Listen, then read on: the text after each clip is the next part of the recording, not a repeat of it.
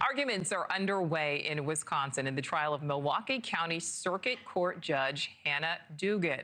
Federal prosecutors trying to convince a jury that Dugan helped an undocumented immigrant evade immigration agents back in April.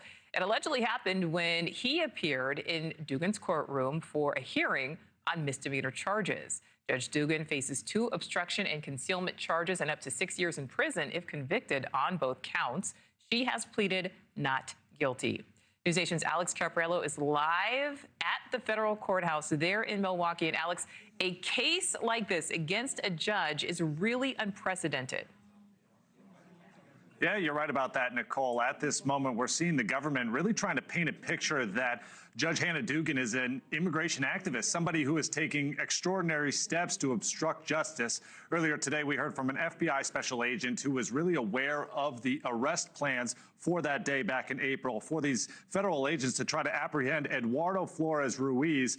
She claims that the Department of Homeland Security planned to make that arrest in a controlled environment. And what do we mean by that? We mean inside of that courthouse with these 6 different agents from various agencies, CBP, DHS, FBI, so on and so forth. And they wanted to take down that offender who had been charged with battery and domestic violence without much of a fuss. But the prosecution claims that because of Judge Dugan's decisions, well, it led to a dangerous foot chase through multiple lanes of traffic outside in the pouring rain as well. We've seen videos as well from inside of that courthouse with Dugan actually confronting those agents in the hallway, essentially sending them away before she went out and got Eduardo Flores Ruiz and his attorney and sent them through that private hallway.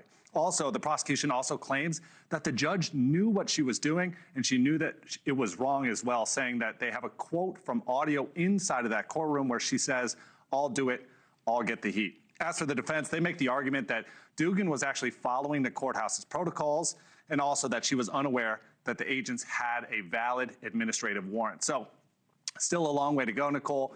Arguments still going on at this very moment. I'm going to head back up to the courthouse to hear what's going next. All right. Cool. Alex Caprello giving us the very latest there out of Wisconsin. Alex, thank you. Thank you for watching. Subscribe below and download our NewsNation app right now on your phone, and you will get fact-based, unbiased news for all Americans.